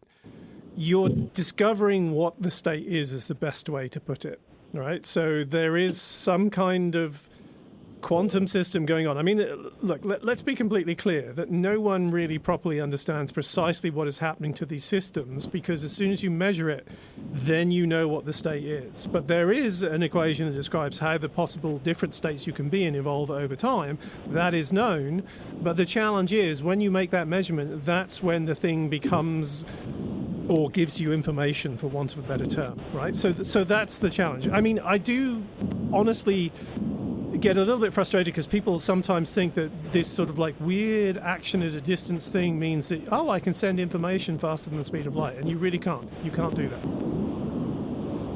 That being what, the quantum entanglement, etc.? Exactly. There's no way of sending information with that quantum entanglement, right? At faster than light speeds. So really, it's at best theoretical in terms of the change of state and things like that, and you can calculate it, you just can't observe it. You can calculate the possibilities. The challenge is like the quantum systems have this randomness in them, right? That once you sort of make the measurement, you are getting it into the state, and that randomness is it's completely unpredictable. It is absolutely unpredictable. There's not some things that we think if we just knew them, we could calculate what was going on. No, it's not like that. Okay, fair enough. Thank you. Sounds like I'm probably in the right spot to be confused, so that's good. No, I mean, okay, I can riff on that. So, thanks, Scott. So there is this situation in quantum physics where there are some people who get absolutely hung up on the philosophical implications of the theory, right? What does it mean? How can something be in two different states at once, and so on? And then there are people a little bit like me, who are like, I don't think anyone's actually going to be able to solve this because we live in a world where we understand things bounce, things don't suddenly pass through things, and our whole intuition, our whole sort of like common sense is built around what we call the classical universe. And so I don't think it's easy for anyone to be able to take the mathematics and then turn that into something that makes sense to us, because it just doesn't. It really doesn't make sense. And so even though I did my master's degree in this area, looking at quantum measurements and what that meant about gravity and so on, I quickly realized at the end of that, this is crazy. No one's really understanding what's going on, but we can do the math. So I'm just going to shut up and calculate. As a scientist, Rob, when you come across a situation like you just described, yeah, and in your mind, you know, as a scientist, you want to solve things. It's kind of what you do.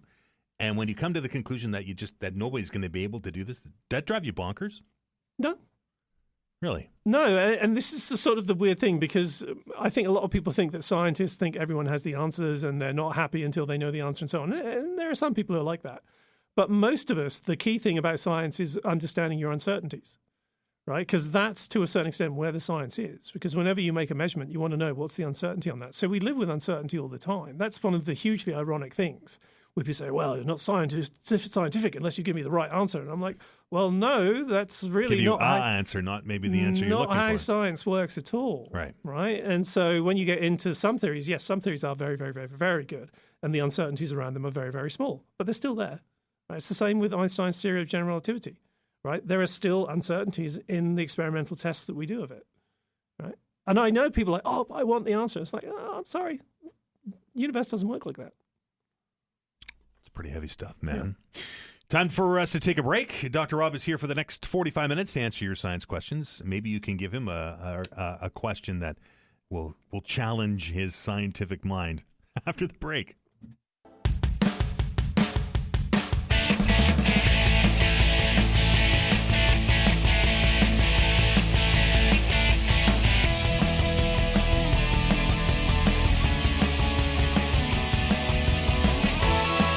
Welcome back, Science Files. Rolling along here, 902-405-6000, 1-877-801-8255. That is the number. Of course, Elon Musk is in the news all the time, Rob. And this time he's made a pretty, as I understand it, a fairly significant pivot for his SpaceX company and says they're going to travel to the moon before they travel to Mars. Any thoughts on that?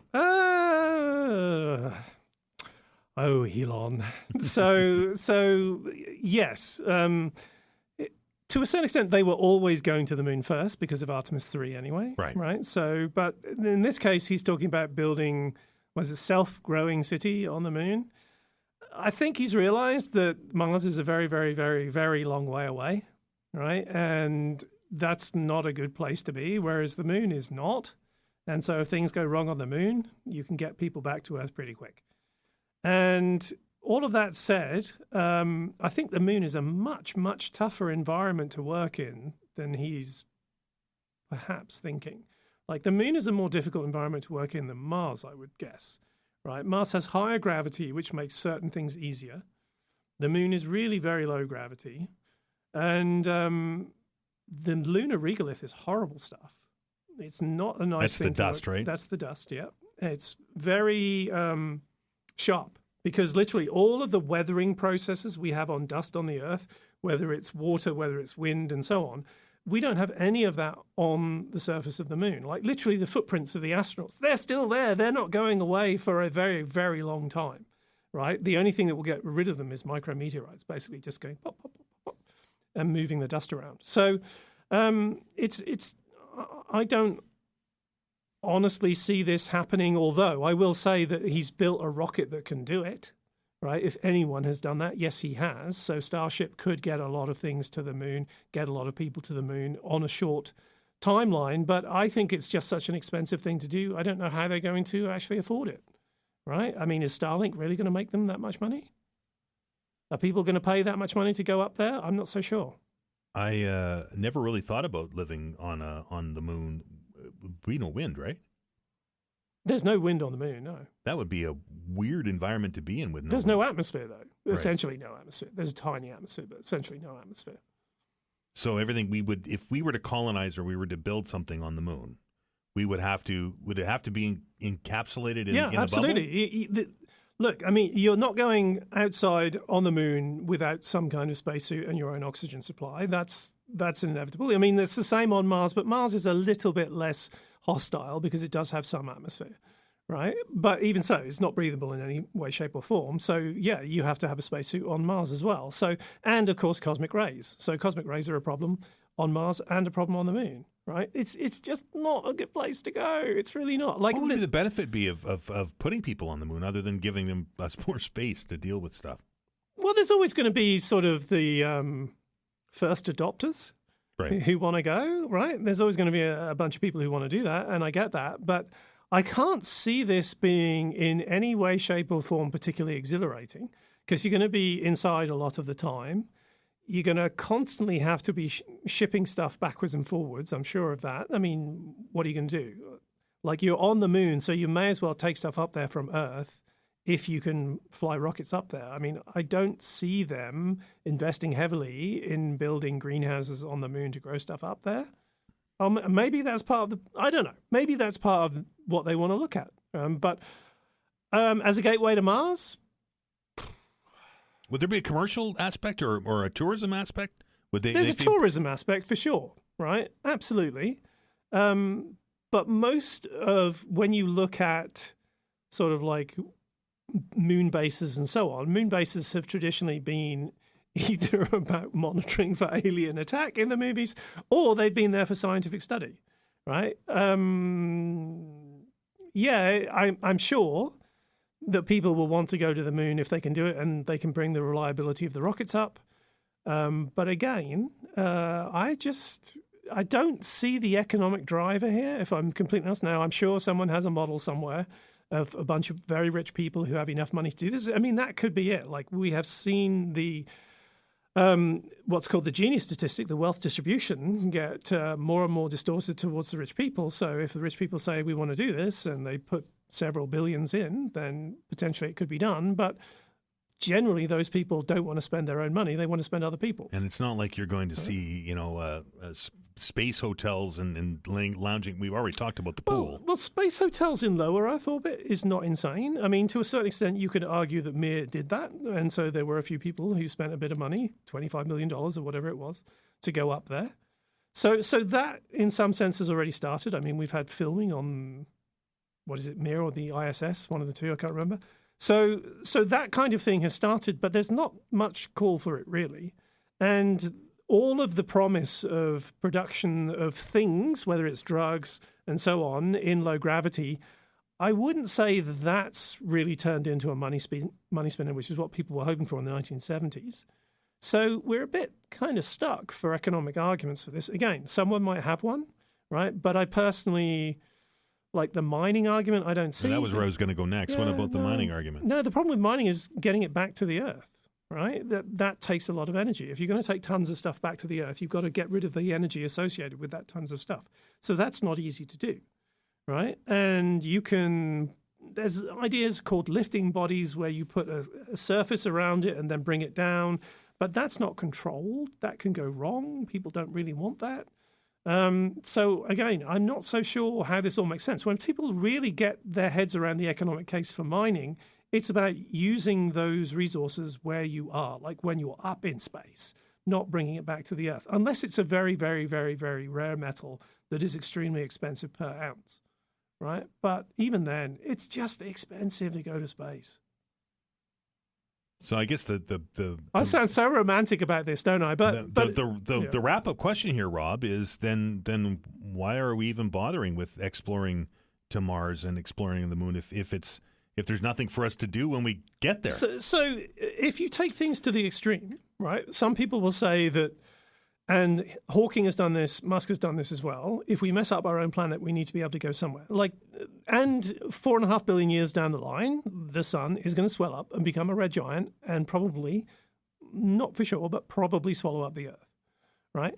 So humans as a civilization need to become spacefaring, or we've got an end-of-line thing several billion years down the road, right? So sometimes people frame it within that context, within this concept of creating additional avenues for where humanity can go and doing things. Like there will always be people who want to go to the stars, right? That is something that will always happen, right? No question.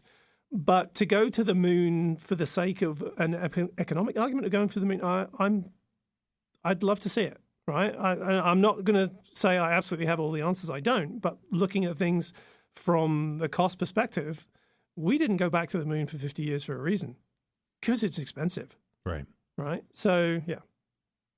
It's an interesting discussion. A lot of time and effort and brain power and money being spent on exploring these things, right? So to be fair, they are bringing down the cost of launch significantly. Right. Right. So they'll probably put at least, realistically, I would say they will probably put at least a factor of 50 reduction in launch costs, right?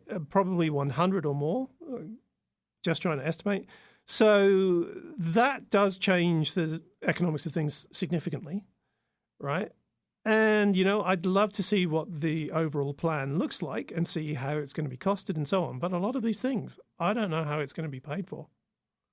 And it's a little bit like with going to Mars. Like Musk was very honest early on and said, look, we need to innovate at a huge rate to be able to do this. So this is why we want to literally grab the best people we can and so on. And quietly, here they are pivoting to something that's a little bit more realistic. So maybe they told them like this, the human factor getting to Mars. The is human the big factor problem. is a huge thing, and it's very difficult to solve, right? People have unusual habits. Right. And you can't easily factor for that, right? With the military, you have a hierarchical system, but with civil missions, no, you've got to work within freedoms and so on, and that's not an easy thing to do when you're in a high-risk scenario. And months and months and months in a confined space. Yeah, I think that is one of the single biggest factors that we really haven't got a good handle on. 902-405-6000, 1-877-801-8255. Science Files continues after the update.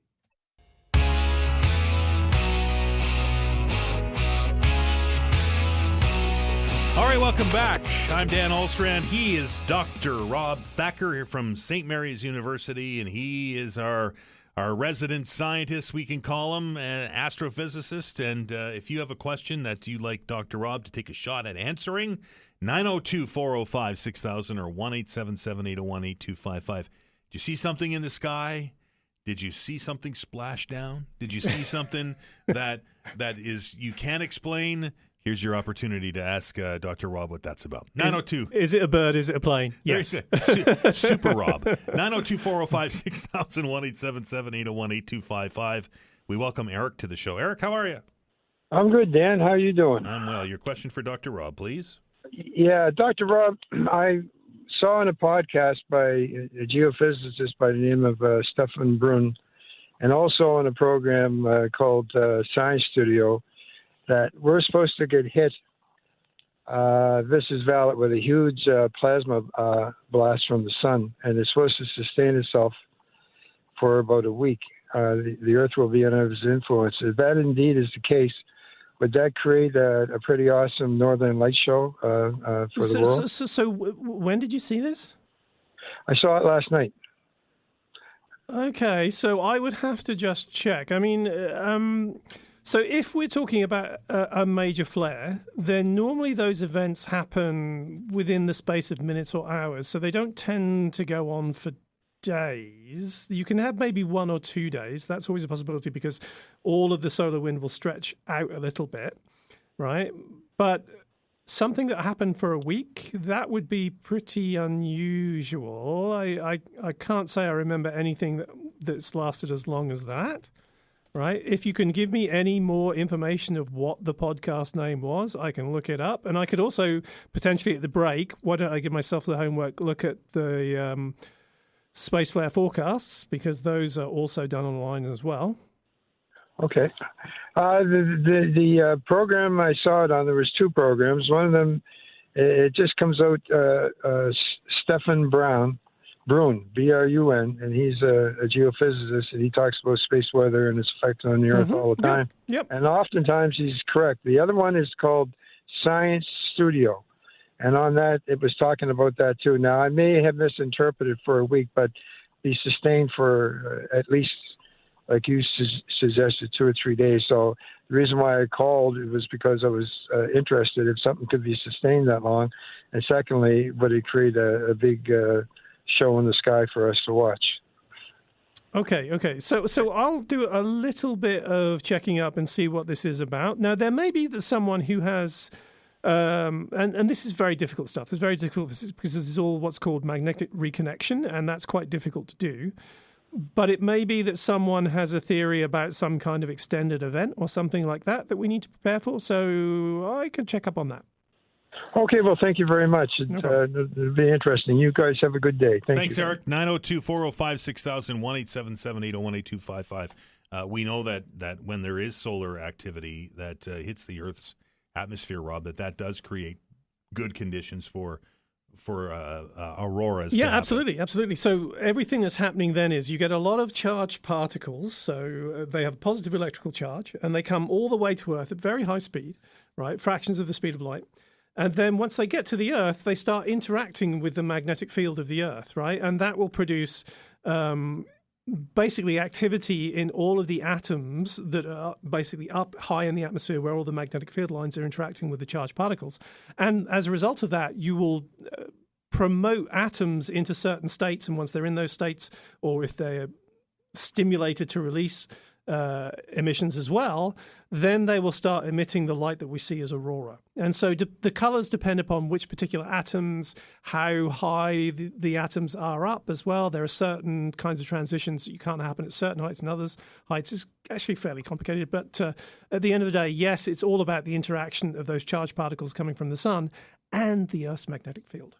If we have a massive solar flare and to Eric's point, it lasts for more than a couple of days, is there any concern on infrastructure on the Earth that these things would impact transmission lines and stuff like that? It all depends really on the overall magnetic field strength, right? And so really something like the Carrington event, as far as I know, that was a few hours with a peak that was a very, very strong amount of energy. So really something that was low energy for a long time probably isn't going to be too bad.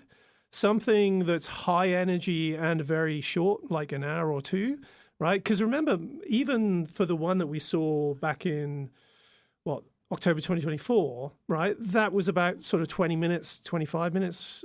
And then it came back about 3 hours later for about 10 minutes.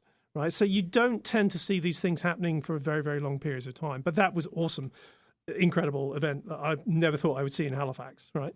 So if we got something like that for a longer period of time and something that was stronger than that, then yeah, we're going to start having current loop concerns in all of the grid. Because it's like one of those science fiction / end of world stuff when there's a massive solar flare that hits the Earth and it disintegrates the power grid, right? Yeah, I mean, so the thing that is difficult with this is there are stronger flares than our sun emits, right? So that's kind of a possibility within the astronomy research area, but we think the sun is relatively well behaved. And so most people, when pushed on this, who work on these kind of magnetic reconstruction models, they're not going to come out and say we're going to get this XXXXX flare that's going to destroy us. The likelihood of that is pretty small, but it's statistics, right? And statistics always sort of says, well, you know, what's the worst case, right? And the worst case, if we got a Carrington event, like the 1869 Carrington event again, that would do damage for sure, right? Serious damage. 902-405-6000, 1-877-801-8255. Hello, Dave. Hello. Thanks again for taking my call, Dan. Sure. Appreciate it. Now, Rob, we're seeing some unprecedented weather in the southern hemisphere a wee bit. We've never seen it before. I mean, I'm just looking at some of these temperatures in Cuba. Is it 0 degrees? Hopefully that's Celsius and not Fahrenheit, but I'm assuming that's Celsius. Sure. Poor Jamaica got whacked with the hurricane, and they're struggling with the cold temperatures. Never seen before. So I think we are, if I'm not mistaken, in a solar maximum through this year, which has started, I think, a couple years ago, right? Is it a cycle of 10 years, sure, 11 years? Yep. Sunspots, whatever you want to call them, yeah. And now that we're being able to forecast, and I was familiar with that Stefan Brunn, by the way, I think Eric was bringing up. My wife watches him religiously. But again, he's a little out there, whatever, but he does have some good facts. And he was just recently up north witnessing some amazing northern lights, I guess, or whatever you want to call them, right? Are they Aurora Borealis? Aurora Borealis and Aurora Australis down in the south. There you go, yeah. And it's unprecedented, again, some of the things that we've seen here in Nova Scotia, what have you. So the sun is alive, correct? The sun is very active. Well, I would say the sun isn't alive, but the sun does go through different cycles, for sure. And we just talked about it very growing. Actively, it's actively alive. And we are at the mercy of the sun, really. So like I said, and I think even Dan was saying, well, one of these solar flares, and we've got all these, we rely on satellites, right? I mean, we're talking about Elon blasting things up in outer space, which is amazing. And he's got hundreds of satellites up there. He's got close to 10,000 satellites up there now. Right, and he's launching these things up all the time. We saw that yesterday with the Dragon, I think, which was amazing. But could this weather be part of these solar flares, this activity on the sun? We are now at the point, which is great, because we can now forecast things on the sun, right? What goes on more than ever because of our technology and the web satellite or whatever. It's amazing time to be alive to see all this stuff. So would you say? I guess my question is the solar flares, right, the solar maximum, having an effect on the weather systems around the world? Again, we haven't seen weather like this before. It's not global warming. We can't call it that. Maybe it is, but the fact is we're seeing some unprecedented times weather-wise. So I'll hang up and listen to what have you say. Thanks, Dave. Okay, so when you look at the sunspot cycle changes, right, the total solar irradiance changes pretty small. Right, it's about 0.1%, right? And so that can have a small impact on global temperatures, but like fractions of a degree, right? So it's not zero, right? So let's be clear on that. It's not zero, but this is something that cycles consistently over an 11-year period, okay? So it's something that's going on all the time, has been there all the time, right? So that is obviously not consistent with what we're seeing with the change in global surface temperature. Like literally, if you take the change in global surface temperature and you plot the solar cycles on top of it, you can see it a little bit, although it's very small, on that data, right? So yes, it can have a small impact on weather systems, right? But what we need to take into account is that the global temperatures are significantly different from what they were 150 years ago, right? And that's having a bigger effect on the temperature patterns. So for example, we're now seeing jet stream behavior being very unusual, very unpredictable. Certainly we're seeing that here a lot, right? If you're wondering why are things windy all the time in Nova Scotia, right, when it didn't used to be, that's because of changes in the jet stream producing changes in weather patterns. And that's drawing the polar air down as well, right? It draws polar air down, and when it flips around, it brings southern air up, right? So you get both. Right? And that constant changing is one of the challenges. And so I'm not going to sit here and say the sun doesn't impact the Earth's climate. Yes, it does, right? We've seen that with Milankovitch cycles and so on. Yes, it does. But it's still the cycle that we see. The increase in total solar radiance is small. It's about 0.1%, right? So again, it goes on consistently over a long period of time, and we have other factors that seem to dominate over that. Okay. 902-405-6000, 1-877-801-8255. We're going to take a break. Dr. Rob is here until the top of the hour. Back in a minute. All right, Dr. Rob. Science Files is here for the top of the hour. 902-405-6000, 1-877-801-8255. You said you're going to do some homework. Did you do your homework? Yeah, my homework wasn't very good. So I came up with someone called Stefan Burns, who is a YouTuber. And just got to be honest, I need to do, because I'm a scientist, right? I'm going to have to do more information and check out that person's actual credentials, because as soon as I looked them up on a skeptical website, there was a lot of stuff that wasn't particularly favorable. I'm not going to say anything. I haven't had a chance to look at it myself, but doesn't look like this person is PhD or MSc level qualified. May well just be doing a good job of spinning some stories that people like to hear on YouTube. But again, I haven't been able to check that, so I'll report back. We've talked about Christmas trees on this program here in the past. We know that that places like Hope for Wildlife out there in Seaforth ask for the trees at the end of their life in your living room to help with their the wonderful work that Hope for Wildlife does. We've also been asked by places like the Ecology Action Center to chuck them in the backyard because they create spaces for birds and those kind of things. Yep. Although I would imagine that having some dead trees in your backyard probably isn't that appealing. All that being said, no, it's very appealing. It's grubs. There you go. Right, appealing the birds to grubs. love them. There you go. Anyway, you sent me an article earlier this week, Dr. Rob, about Christmas trees in the UK and them perhaps turning them into some building supplies. Yeah, so, I mean, I'm not entirely surprised by this. I was often wondered what people could do, because it's obviously, you've got wood product in a Christmas tree. And so there's a company in the UK that's actually getting their hands on, this may be the problem. It's difficult to get your hands on enough Christmas trees to make this viable. Right. But they have been doing this and have started to make building materials from them. So that's literally, you chip the trees, right, which is probably happening in a lot of places. But then they've found a way to actually chip them into the right size, and then they're blending them back together again with some kind of binder and creating structural materials. Right. And it's not quite clear from the article how strong they actually are, because, I mean, most people who know about these composite structures will know you can actually end up making the composite structure more the binder than the actual material.